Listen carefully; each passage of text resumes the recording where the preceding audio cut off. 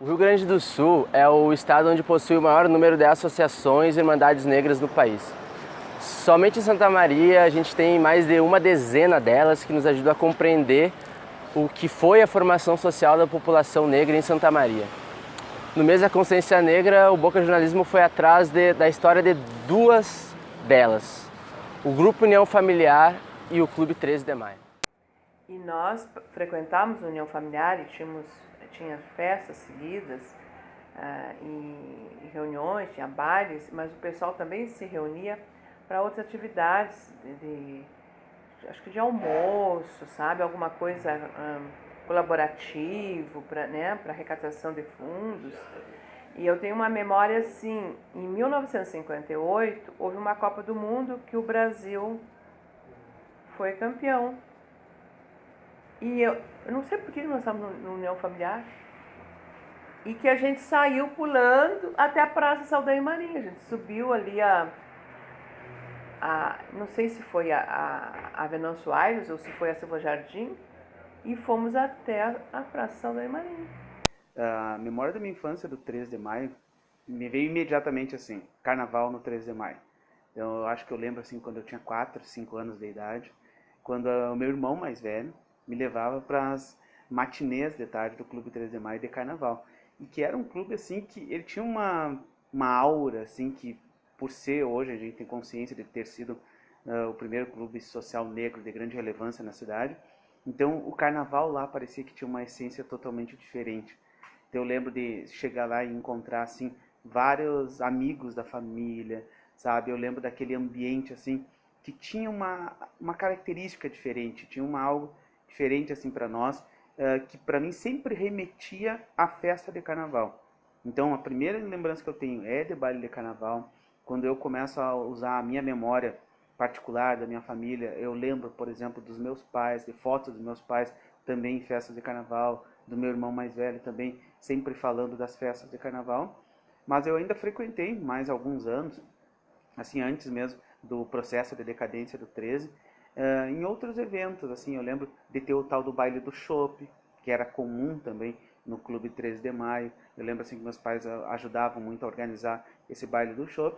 E o último grande evento mesmo, que eu acho que eu fui no 13, e que eu acredito que tenha sido o último evento social, assim, enquanto Clube Social Negro do 13, foi os 15 anos da minha sobrinha. 15 anos da minha sobrinha foi na década de 90, então o prédio já estava bem deteriorado, mas aconteceu ali ainda uma festa assim, de famílias negras, que foi os 15 anos da minha sobrinha. Tinha ali, União Familiar tinha muita menina que era empregada doméstica. Que eram as minhas amigas. Tinha muitos pedreiros, tinha pessoas que eram pedreiros, que trabalhavam, batente, tudo. E que no final de semana se preparava para uma grande festa. Mas não era um final de semana como hoje, né? Era um final de semana lá de 2 em 2 meses, de 3 em 3 meses, eu não me lembro. Bom, as pessoas que frequentavam o 13, isso aí é uma característica histórica desde da sua fundação, são as famílias negras de Santa Maria. E o que a gente tem como assim, a minha memória é todas as famílias negras, amigas da minha família, eram essas famílias que frequentavam o 13.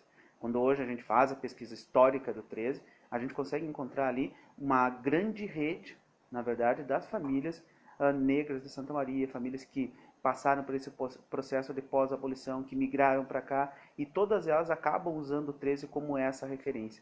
Então, de repente, o clube tinha uma atividade de 2 em 2 meses, de 3 em 3 meses. Essa loucura de hoje, que vocês têm, de sair todas as noites, de viver intensamente, de se acabar todo dia, isso não tinha. Não havia naquela, sabe? Então, terminava uma reunião, não sei que fosse uma reunião dançante em março, e nós já saímos ali sabendo que a próxima reunião seria em maio, ou seria em junho, seria a reunião dos Dias dos Namorados. Então, olha, de março para junho, eu ia na costureira, eu olhava os modelos das roupas, a gente comprava tecido, a gente mandava fazer a roupa para nós irmos a uma festa, a uma reunião no União Familiar. Tem uma ligação, e essa memória é a minha memória coletiva, muito forte com o carnaval. Entende? O 13 eu acho que ele assumiu, principalmente a partir dos anos 70, 80, essa característica de estar muito ligado a algumas escolas de samba que surgiram dentro do 13, e isso fez com que nós também estivéssemos sempre assim, dentro da minha memória, eu lembro de quando eu falo do 13, eu lembro do carnaval, eu lembro do samba, eu lembro daquele ambiente ligado a essa história do carnaval e do samba. Foi um lugar muito lindo da minha vida, eu passei a minha vida ali. Então eu me lembro, eu pequenininha, eu acho que as primeiras lembranças são 5, 6 anos, correndo por ali, né? E depois, até os meus 20 e poucos anos, até quando eu deixei, quando eu fui embora, sabe? Eu casei, fui embora. E eu, quando fui pesquisando, eu já tinha ouvido histórias sobre a origem do meu nome. E sempre me contaram que a polêmica de quando eu nasci era qual era o nome que iam dar para mim. Então as duas famílias brigavam muito. Então, tipo, a mãe queria um nome, o pai queria um nome, o tio queria outro nome, o outro tio do outro lado queria outro nome, um avô queria um nome, outro nome. E diz que foram até o dia de eu nascer. E aí veio uma ideia da minha tia, que ainda é viva, né, que foi rainha de festas do 13. Por que não junta o nome das duas famílias? Imediatamente, já acontece, né? A gente junta o sobrenome das duas famílias. Qual foi a sugestão? Que eu tivesse o nome dos meus dois avós. Então, o meu nome é João Heitor Silva Macedo.